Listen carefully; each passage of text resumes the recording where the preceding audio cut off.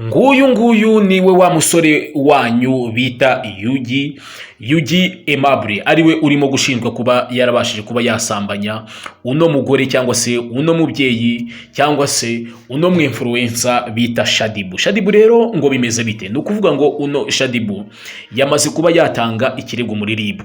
Aka kanyu bituvugana ikirego cyamaze kugezwa muri RIB, ndetse uno musore Yugi, RIB yamaze gutangaza yuko yamaze kumwakira kuri RIB. Nyine ubu ngubu aracumbikiwe mu nkuta enye, ubu nawe agiye kuba areba uko bimeze. Deja amakuru yatugeragaho mu kanya gato gashize yatubwiraga yuko izi dread z'uno muhungu wanyu bita Yugi izamaze kuba zakogoshwa kubera yuko ibyaha birimo kugenda bimuhama.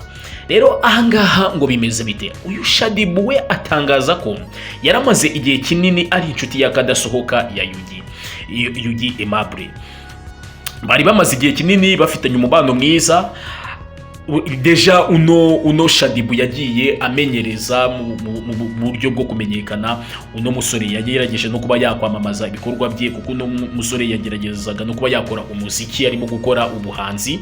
Shadibu ari mu bantu bagiye bamuba hafi, kuko amurusha imyaka igeze kuri 12. Wakwibaza ngo rero umuntu ukurusha imyaka 12 ni gute yaza kuba agufungisha agushinja yuko wagerageje kumusambanya? Atahantu ibintu biba bimeze gute? Angaha ni ikosa rikomeye cyane ry'aba basore b'inyarugenge. Njya nkunda kubabwira, kuba ushobora kuryamana n'umuntu yasinze, nawe wasinze, nibyo mbabwira ngo mushobora no kuba mwava ku nzoga cyangwa se ukanywa inzoga nkeya.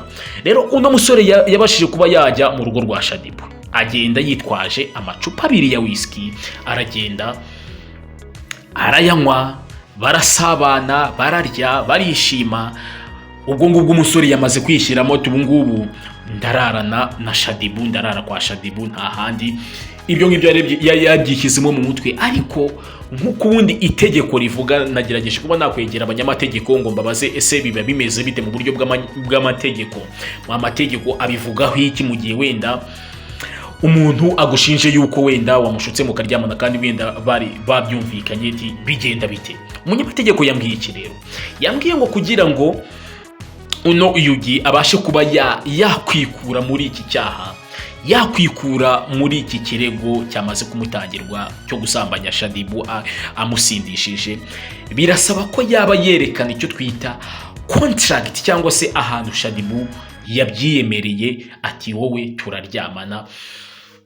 Anga nyine muba mugomba kuba mufite icyo twita gihamya, muba mugomba kuba hari ahantu yabyiyemereye, haba mu butumwa bugufi, yaba mu kuri WhatsApp, kuri message zisanzwe, cyangwa se hari n'amajwi wamufashe yiyemerera n'ubushake bwe, atari ibintu uri buze kumuhatira ko we yemeye yuko muri buze kuba mwakora icyo gikorwa. Mu gihe rero ibi byose Yugi ari bubibure, ikintu cyonyine gishobora kumufasha cyangwa se ikintu cyonyine gishobora kumutabara ni imbabazi yahabwa na Shadibu cyangwa se yahabwa na leta y'u Rwanda, kuko hari ukuntu abasore nk'aba ngaba b'inyarugenge babashije kuba bajya mu bintu bitari byiza, leta ijya ibafasha bakaba babamanukana muri rehab i Huye cyangwa se n'izindi rehab zitandukanye. Ariko mu gihe uno musore nta contract cyangwa se nta agreement, nta kintu cyerekana yuko Shadibu yamwemereye ko baryamana, yamwemereye ko bari buhuza umubano, kandi akaba atari umugore we mu buryo bw'amategeko, bakaba batarasezeranye,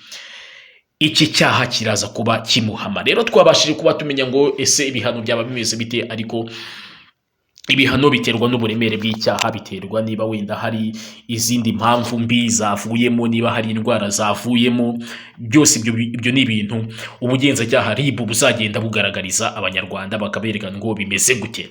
Rero nababwira ngo uno musore wanyu Yugi, mu gihe cyose azaba adafite amasezerano, ntabwo wigendera kuri bariya abantu bari gukoresha amarangamutima bakavuga ngo ese ngo ni gute ngo Yugi yabashije kugera iwawe, ngo ni gute Yugi yabashije kuba yagusindisha, ese ntimwasangiye ubwo we ntiyari yasinze? Ibyo ngibyo tugeze mu mategeko, ntabwo hazamo icyo twita amarangamutima, ntabwo habasha kuzamo icyo twita impuhwe za kibyeyi, impuhwe z'abajene, mukavuga ngo wenda uno ni umuvandimwe arakishakisha, aracyari mu muziki, arimo kuba yareba uko yateza imbere umwuga we w'ubukaraza.